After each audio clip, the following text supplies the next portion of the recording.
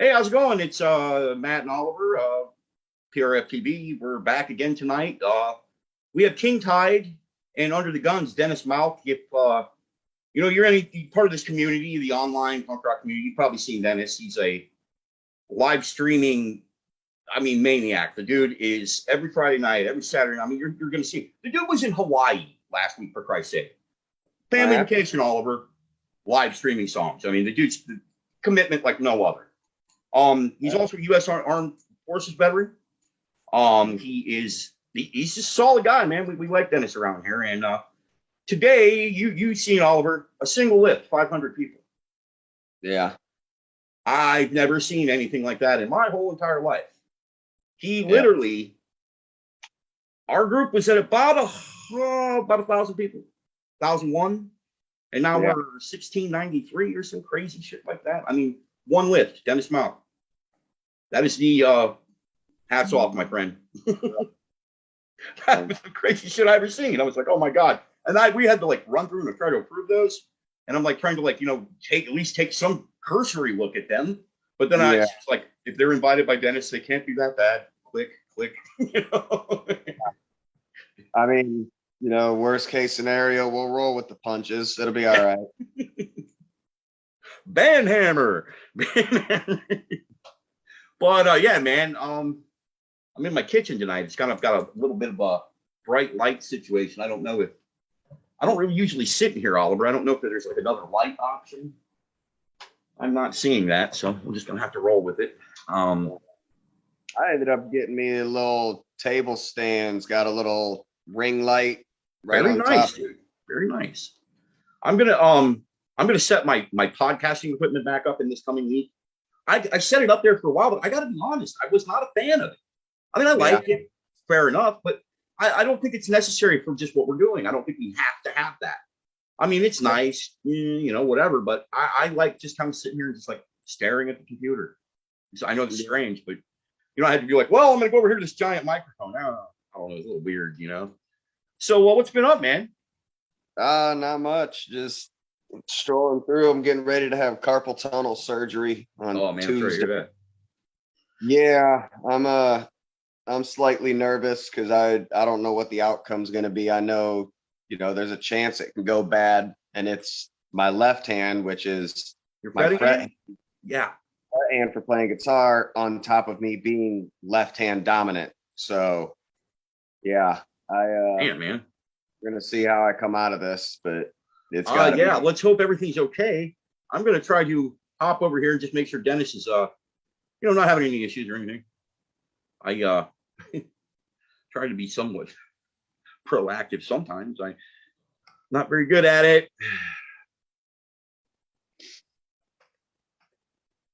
What the hell? All right, you're on, Mr. Mauk. You're up, brother. Oh, there he is. See, man, I get too excited. You just gotta trust folks, If I trust people more, I'd be better off. All right, man. We got our man Dennis. Sure. All right. Very nice, dude. Hey, what's up? It'll connect.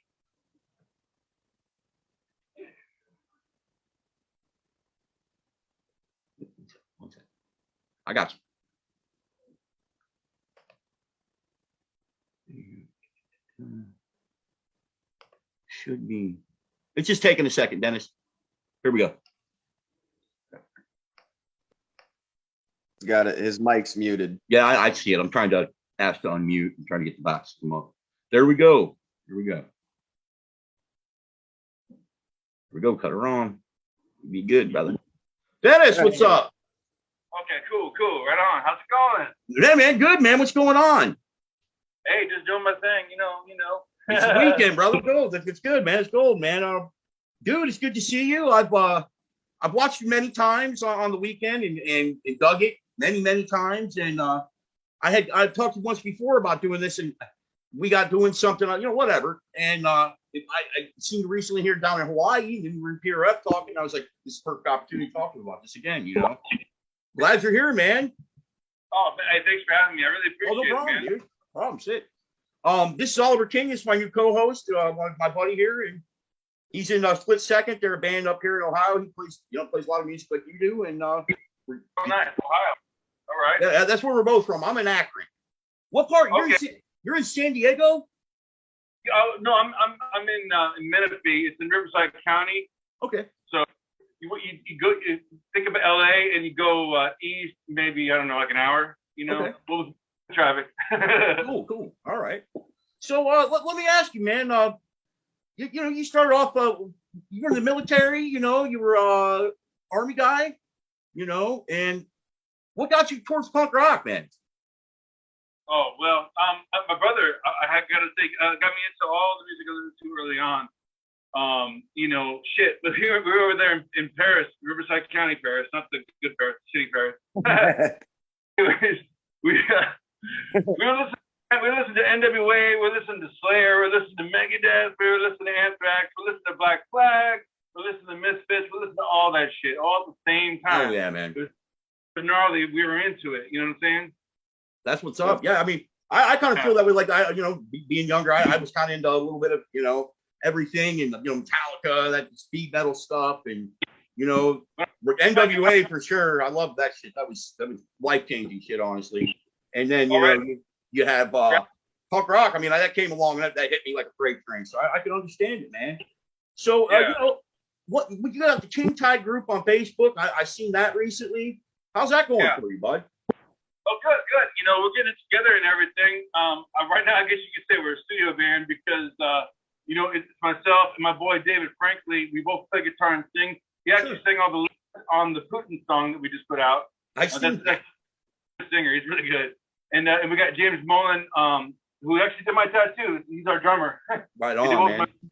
Those are rad looking, dude. The band's Under the Gun, right? You still playing with them? Under the Gun, I was going to say the bass player from Under the Gun, Big Will, he's actually throwing down some bass lines for King Tide right now. But he's over there. So what we need to do is find a bass player who can sing some harmonies out here in California so we can do some gigs. But we're using Big Will for the recording. So right on. You guys use Zoom for that, or how do you go about doing that? What's that? Does he record with you guys like in on location, or he's like through the computer, like Zoom, like we are, or? He doesn't do it through the computer. Like I go to Dave's. Dave's got the studio, so I go to his. Cool. To record all parts along with the drummer because the drummer's here too. So we do the V drums because it's way easier than trying to mic up the kit. We can do that, but it takes so much more time and it's a pain in the ass. Sure. So we record with the drums. We do all that here, and then we send the tracks over there to Big Will over there in Chicago, and he gets down on it and lays down his bass lines and sends it back to Dave, and then Dave puts it together. Bada bing, bada boom. Yeah. No, it sounds great, dude. The recorded versions, I loved that one song that you were playing in Hawaii that lit me up. I was telling Oliver, I mean, like you're like a rock, man. It's the weekend. If it's Friday, Saturday night, this dude's live streaming. You know it's the weekend. You know what I mean? And it could be anything. I mean, the dude could be playing Green Day songs, play Social Beat. I mean, anything. And then you got a lot of rad originals, man. Just a lot of good songs. I'm really happy to have come across it, to be frank. I mean, what do you think, Oliver? Well, as far as I want to apologize first. I'm kind of a lurker on the internet. Like I don't like posts. I don't comment on things or anything. But I pay attention to your live streams and stuff. And I'm a fan of your songwriting, your originals and stuff. And yeah, just like Matt said, like we talked about it. It's a regular thing on the weekends that it's something to look forward to with our little community. So I appreciate you taking your time and efforts to do that.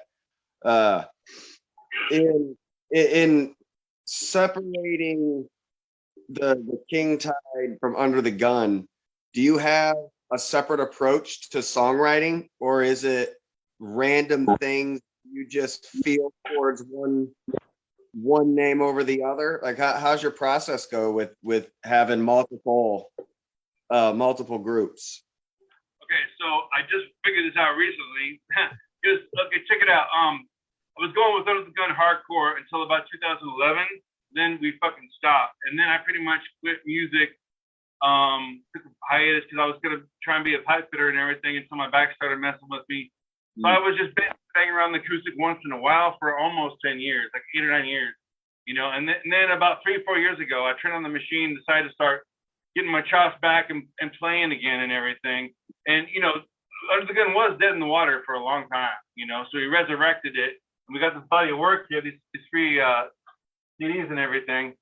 So Jose Rosa, he was on this one. He plays On the Road. It's a kick-ass song. Yeah, it is. Yeah. He's a great drummer. And so basically, long story short, Under the Gun, it's me, Big Will, and Jose, and we're just gonna do what we feel like doing. You know what I mean? It's almost like it's a side project because I'm in California, and King Tide is my California band. That's what I'm doing, you know, with Dave and everything, and we're going for more of like the bigger, broader appeal. We're still gonna play with the fuck play, but we're gonna keep, you know, we're gonna try and as catchy as we can at the same time, you know. But with Under the Gun, actually Jose Rosa, the drummer, he plays guitar. He's gonna write some songs for that too, and so is Big Will. So it's gonna be more of a free for all with Under the Gun now. It's pretty interesting to see what comes out of there, more than all that shit. With King Tide, we might hear some more reggae, some more ska, and you know, a lot of stuff with anthemic kind of stuff, you know, like Lift Me Up. That's a great song. No, you were saying that song when I was talking online. You said you wrote that song about your wife, man. Yeah, that is really cool. You just just got inspired one night by her and just tore that up, huh? Well, yeah, I was going through a rough time, and I wrote that one and another song in the same day. The other song is called Back on the Ground. It goes like this. Yeah, man, go for it. Bust it out. That's what he does best, man. Bust it out. Oh shit, I don't have all the words, but I can give you like half the song. Yeah, man. To my word I say, because you just don't like my sound. Never wanted to be this way. Gotta get my feet back on the ground, on the ground.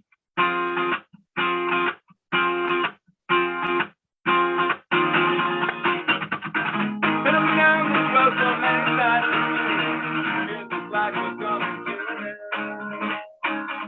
Had some good times that you know it's true. Good times are all gone now, and I gotta say what's true. No, we got some place to go. No, we got some things to say. Never just know what I say. Think it's because you just don't like my sound. Never wanted to play. Gotta get my feet back on the ground, on the ground.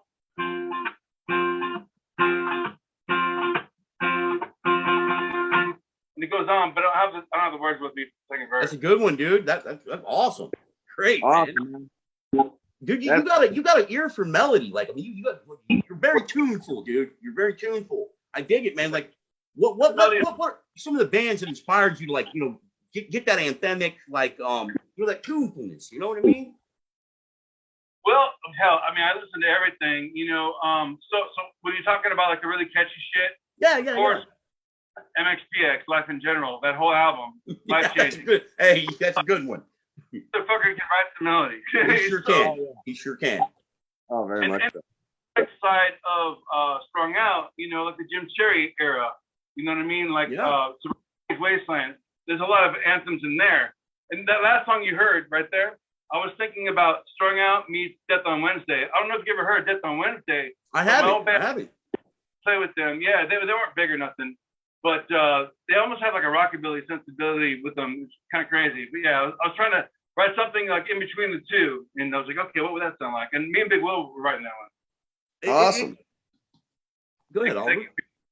Oh, yeah, dude, that's really awesome. I really dig that. And I the personal thing, I always love kind of doing like punk rock busking. It's one of the reasons why I do love your live streams. It's that there's a separate style that is like folk punk, which isn't the same thing as kind of like what at least in my view, what I see you doing like right there is what I consider more like a busking thing than doing folk. You're not doing folk punk. You're doing punk rock. You're busking. I love it. It's a thing that I've always loved. So it's I really dig that stuff, man. That's great. Appreciate that. You know, I got a funny story about the first time I ever bust ever. So Under the Gun, we did an East Coast tour, right? You know, it's a whole fiasco getting down to that fucking place in the first place. But that's for another time. But anyways, we went to New Hampshire with this band. These kids were like, I don't think anyone was 21 yet, but they were in college. So they were like, you know, 19, 20, something like that. And we all pile into this band. It's us and this other band. And the fucking alternator goes out. And we're stuck at a fucking gas station. And we don't have enough money to fix it or whatever. So I bust out the guitar for the very first time ever and just started busking. We made like $150. Nice, dude. Oh, that's awesome. That is rad. I got a video, and I'll have to see if I can dig it up. It's me sitting outside of the laundromat doing my laundry one day, and I busted out an acoustic and had my son take a video of me. I was doing Rise Above from Black Flag. Off the track. Yeah. We should back. Or no. I'm sorry. It wasn't Rise Above. It wasn't Rise Above. It was Spray Paint the Walls. That's a great song. I mean, yeah. You lose either way there. You know, it's so much fun. It's so much fun doing that, like that busking punk rock. So it's about the only way that I can entertain playing an acoustic, because otherwise I hate, like I can't stand acoustics. Like I'm electric all the way. I always was electric because it covered up all my bad playing. You know, like I started out as a guitar player, and I even had a band where I played and sung. I was real young though. I drum now mostly because I get to sit back away from everybody. Socially awkward. I probably, you know what I mean? You know, it was something like I couldn't stand. I wouldn't even be able to stand there and bust. Like you two got way more balls than I do, because if I stood up there, I'd be like, which makes no sense because I run my mouth plenty on here. But this was like I had to teach myself to do it, you know. I think it's great, man. Like what like you get like hundreds of viewers, thousands of viewers like on your streams. I mean, like the one in Hawaii, like that blew my mind.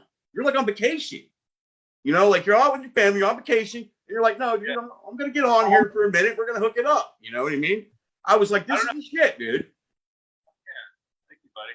You know, yeah, I thought it was great. My therapy, you know, I don't know. I feel better after I do it. You know what I mean? Oh yeah. Oh yeah. Believe me, I do. I bash a couple of cymbals and I'm fucking happy as hell. You know, I'm like, yeah. You know. Adrenaline, the dopamine, the everything. You know what I mean? Everything that your body does to make you feel good. It happens when I play music. That's awesome, man. It's, you know, it's appreciated, dude. Like when you see somebody that's like a regular, you regularly do things and people see it. You know, you're like, man, this dude's kind of like. I first time I would watch it, and I'd be like, that's great. You know, and then it got to be like, I was like, dude, this dude's something else, man. You're like here every week. You're like a rock, dude. You know what I mean? Like, and that's amazing. You do a lot of great covers too. I mean, I see you playing Johnny Cash, Social Distortion, Green Day. I mean, like you do a lot of great covers too. And I mean, that's not, I don't care what anybody says. Okay, cover songs, whatever. But it's not easy to take somebody else's song and do it to a level to where people enjoy it. It's not easy. You know, I can appreciate that, man. Just a little bit. Cool. I want you to do the guitar a little bit. There we go. Actually, a little more. Yeah. There we go. Let me see it. Let me see your fret hand so I can steal your riffs. Totally. Hey, I'm a teacher too. I love it, man. I love teaching. That's what's up. Fuck yeah. I don't know. Cover song. What you guys want to do? I don't know. I don't know what the score is here. What's next? Social Distortion? Oh, Social Distortion? I haven't played Prison Band in a while, but I'll try it. You can play whatever you want, man. It doesn't matter to me. Let's see here.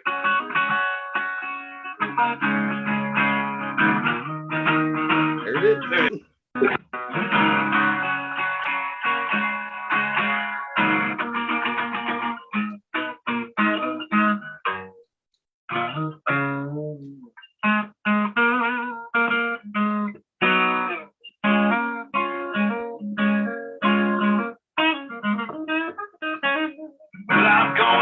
place where the tough guys go to come out even tougher. A man don't show his feelings, a place where a man don't cry. There's still being punished, the time can be fun. Someday I'll return. They really think that this time of the work, you knew along the way. Here we go! Oh, I'm driving down a dinner crime for too many times. It's on the outskirts of town, for the railroad track, for the country shine. Oh, I'm driving down, tell my girl I'll be back one day. Oh, I'm driving down and never go any other way.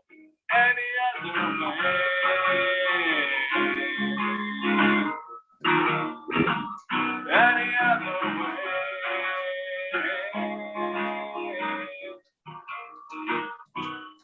All right, that's rad, man.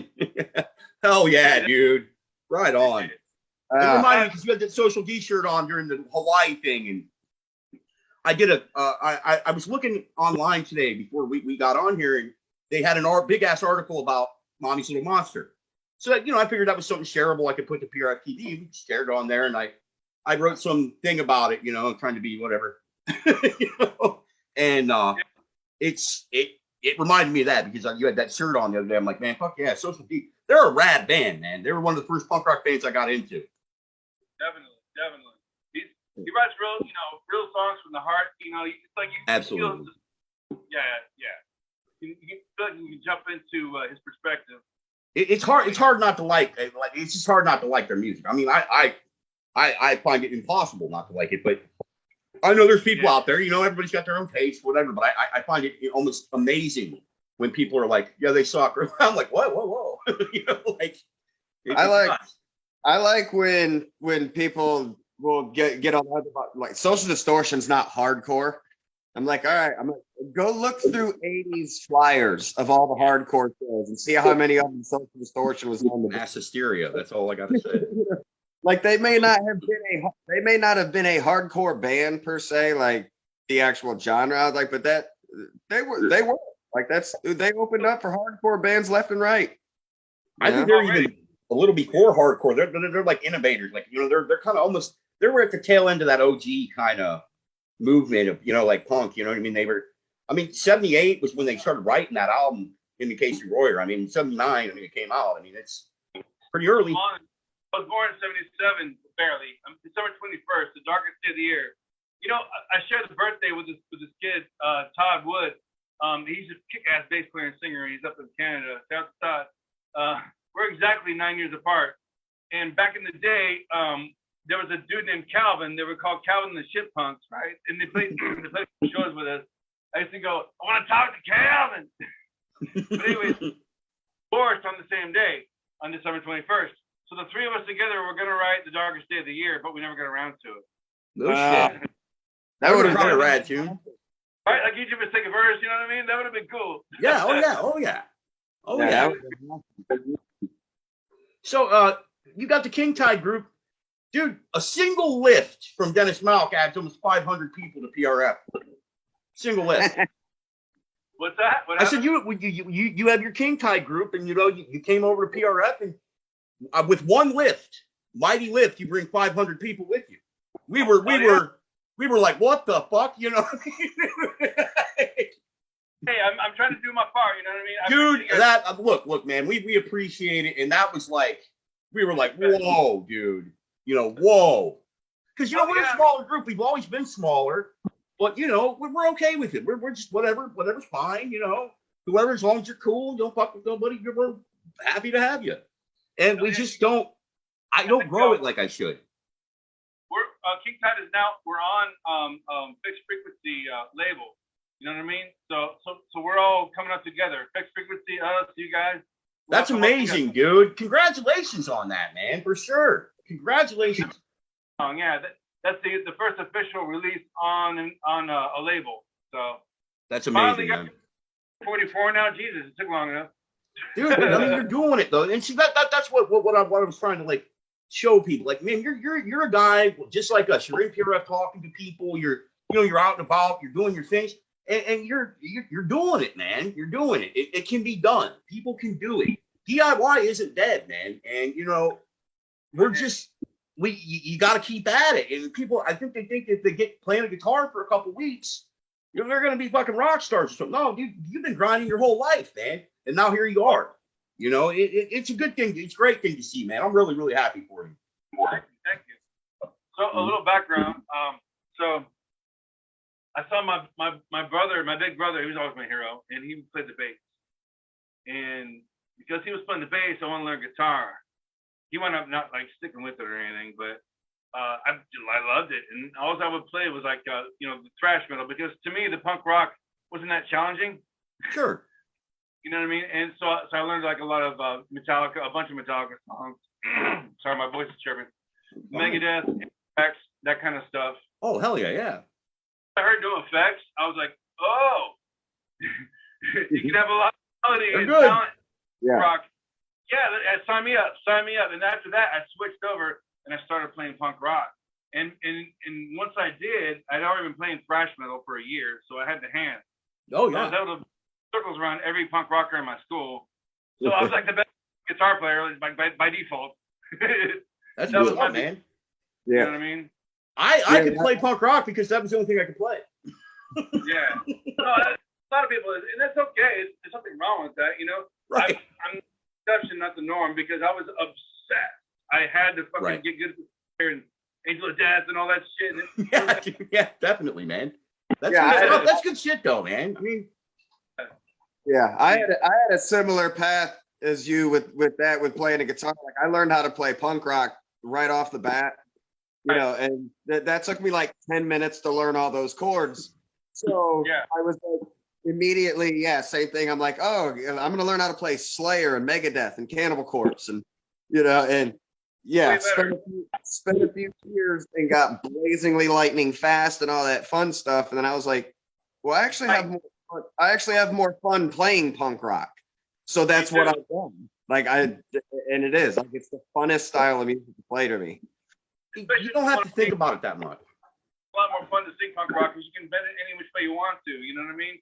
With thrash or death metal or anything like that, you kind of like putting yourself into a box. Yeah, very much so. Very much so. I got like a metalcore like aggressive metalcore album I played bass on. I got like 80s shred metal that I played rhythm guitar on. I got punk rock. I have genre hop to everything that I could do, and it was a blast. But I always come back to punk rock. Like it always comes back to it. I can't take it away. If I was being completely honest, I played in a death metal band, okay, and we did some regional touring like right around here. I opened for Body Count, a couple other things like that. But nice. Yeah, it was fun. It was a lot. Hell yeah, it was a lot of fun. I was actually on Twitter yesterday, kind of going back and forth with them, and it was cool after all these years to be able to be like, hey, thanks a lot. They were really, really nice guys, just super nice guys. But I found that I hated what I was playing. I've never been like I like Metallica. I like that kind of metal. Like, I guess you would call it 80s thrash or whatever. I thought that stuff was great. But then you went past there and I was lost. I was just like, oh, I don't like this very much. And, I was playing in this like Norwegian style death metal band. I don't know if you guys are familiar with this. This is something else. I am. It was like blast beats to like almost like a corn sounding thing. And then like dude was just like, he sounded like the Cookie Monster. And I'm over there like supposed to like keep this thing moving. And I'm standing there thinking to myself, I hate this. This is terrible. Like I felt like I was doing the world a disservice. So I quit. I got off that. And I said, that's enough of this. You can't fake it. You can't fake it. You know what I mean? It doesn't work to fake it. I was just like, yeah, man, this sucks. Damn it, if you can't live there, fuck. Yeah, no, it's a nice place to visit, maybe. Yeah. Even with the fire and everything, I won't live there anymore, but it's fun, Yeah, dude. especially going to work out or something. You know what I mean? Yeah. Not all long like shit. You know Oh what I mean? yeah, I mean, it's like I love metal. Like I said, like the one I always go back to metal wise is Metallica, and it's always like 2 albums. It's Ride the Lightning and Master of Puppets. I go back there. I'm good with going through that part of the valley. I'm good with it. I'll go there anytime you need me to. I'll come back. But as soon as you get me into anything that's like necrotosis or black angel or morbid death babies or like whatever like that, I'm like, fuck this, man. I'm out. I'm scared of the devil later. I don't know, man. What are you gonna do? On Kill 'Em All, I think somebody had told me, I'm not sure, quote me if I'm wrong, that was the first time the punk gallop was made. Oh yeah. Lars Ulrich, or whatever his name is. Yeah. Talk shit on. I think no, he's a good drummer, dude. It's possible. He's fast. Or he was. I've always had a drummer though. I've always had a fun thing that I've done with people with Kill 'Em All is I always like to jokingly refer to it as Megadeth's first album. Yeah, I like to piss people off. The whole thing was written by Dave Mustaine. Like I've always loved doing that and poking at people. I'm like, yeah, Megadeth's first album, Kill 'Em All. That is rad, yeah. Totally. It's funny. Talking about crossover metal thrash, right?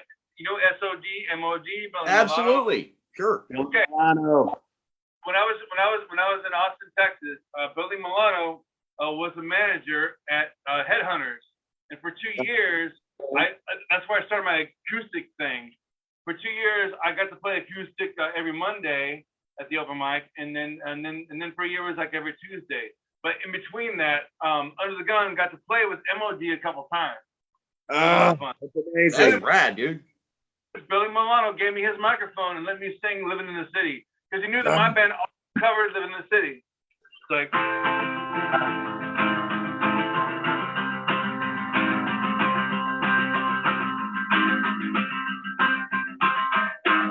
My whole house was stuck in milk. Shot all that shit up you. But it's falling on the wall. Crap thrown into my mouth. Oh, I'm so PK. I just fuck some seconds. I love living this day. I love living this day. That's awesome, dude. I'll tell you what, we only got a few minutes here left, man. We got like 4 minutes left. Can I get you to do a little bit of that Lift One Up song, man? That's it's a great tune. It's a wonderful song, dude. I thought it was great. It's so funny. All right, here we go.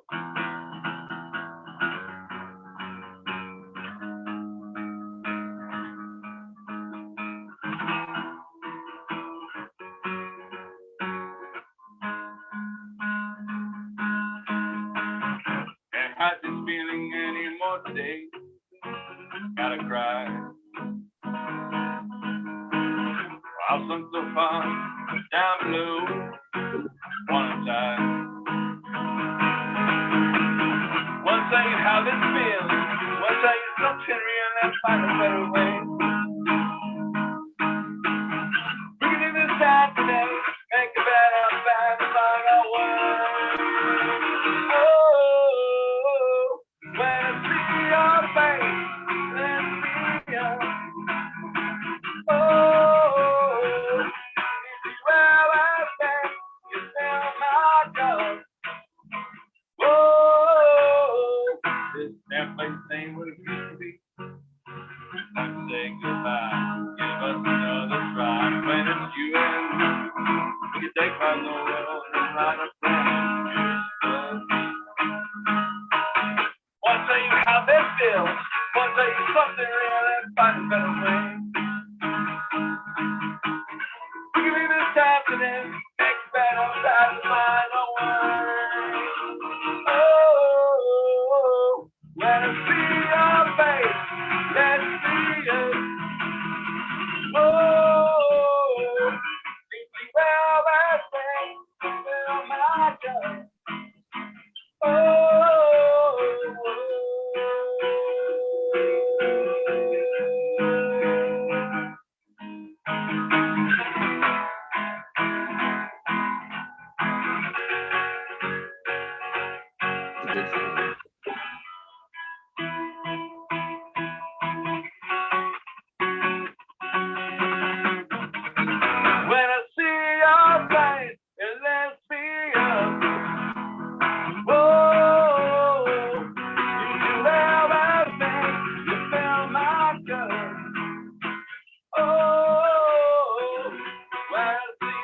your face. Let's be up. Whoa, you feel that thing, you fill my cup. Oh, yeah, that's phenomenal. That's really, really, dude. That's not, I swear to God, that's like the best no use for a name song that they get right. I mean, seriously, like I don't mean it like that. I mean it like that is a fucking rad song. You know what I mean? Like, thank you. it's so good, very, very good. Thank you. So I'll tell you what, man. What do you think, Oliver? You got anything you want to add? The only last thing I want to add is it was mentioned earlier. He had said you had military background. You want to say thank you for your sacrifices. Absolutely. Thank you, brother. We appreciate that. I mean, free country because of people like you, man. Mm-hmm. There it is with the flamingo. Right. Dude, yeah, that's amazing, dude. Thank you so much for that, man. I want to thank you for coming on, dude. Happy so to have you. You know, hopefully you can come back in the future and we can do this again, man. You know what I mean? That'd be rad. Really? I love it. Right on, man. And we'll see you again. Well, I'll obviously we'll see you in PRF, man. I mean, you know, we're not gonna get out of touch, nothing. So, I'll get this up, and I'll get you a copy as soon as possible, brother. Thank you so much for your time. This is Dennis Mauk with King Tide and Under the Gun, and this co-host Oliver King. I'm Matthew Bedland, and this Punk Rock Family TV. Thank you guys so much, man. You have a wonderful evening. Later on. Be good, brothers. All right, later. Hell yes. Dude was fucking rad, man. Hey, what's up? What's going on, brother? That dude, you did a great job, man. Thank you so much. Fucking kicked ass. That kicked ass. Appreciate that. Yeah, no problem, bro. No problem at all. Dude, I'm we're trying to do like something different. I don't know if like you ever watched any other episodes or anything, but like I was always getting like, you know, like people like Jason DeBoer, like fucking, you know, like, and you can't do that every week. A, B, it's not real. You know what I mean? We all know those guys. We all love them. You know what I mean? But it's not what's going on right now. You know what I mean? And we're trying to like kind of see like what's going on like with other people and like maybe what's going to happen, not what is already happened. You know what I mean? Like focus on the future, I guess, kind of. So I think you're definitely part of that. And I didn't know you got a record deal, man. Thank you. Dude, congratulations, man. That is amazing. Dude, of anybody out here on Facebook, you deserve it. You've been, dude, I've seen, I mean, literally, like, I don't know the other weekend, maybe you weren't on. I mean, I don't know. I don't remember. But, you know, just the dedication is what struck me about you, Dennis. You seem like you're all in, bro. And and you're not trying to get rich, dude. You just love the music. I mean, it's so obvious. You know, and it reminded me of, you know, kind of like why I do shit. I want to share it with other people. You know what I mean? Yeah, dude. I get it, man. Trust me. I get it more than you know. We started doing this. I had broke up with this chick I liked a whole lot, and I was like, you know, kind of like fucked up a little bit, you know. So I left PRF for a while, and I was like at home, like doing my own thing, and I decided that we were going to do a show. I don't know, man. I'm sure that like it was one of my flights of fancy, but it panned out. And there for a while, like we had a public relations person. It was fucked up. And we had the other two. We had Brenda and Trevor. You know, it was like a live stream thing, and it was great and all. But dude, my heart wasn't in it. You know what I mean? Like I felt like sitting there talking like I'm talking to Larry Livermore and stuff. And I feel like a douchebag. I shouldn't feel like a douchebag. You know what I mean? I should be pretty happy. I was thankful, but it just, I don't know. Like doing something like this is more like what I want to do. You know what I mean? So I'm glad to be part of it. You know? yeah, I very glad to be part of it, and I appreciate it, man. It's just this is the way I think things should be. Like, you know, I don't think you should do something just to do it. I think you should do something because you love it. You know what I mean? So that's where I'm at with this. Well, I'll tell you what, brother, I appreciate you. I'm gonna hop off here and get this converted over and get it posted for us, man. All right, sounds good, brother. I think again, and I'll problem. I'll be anytime that I'm available. Cool, man. I appreciate that. I really do, man.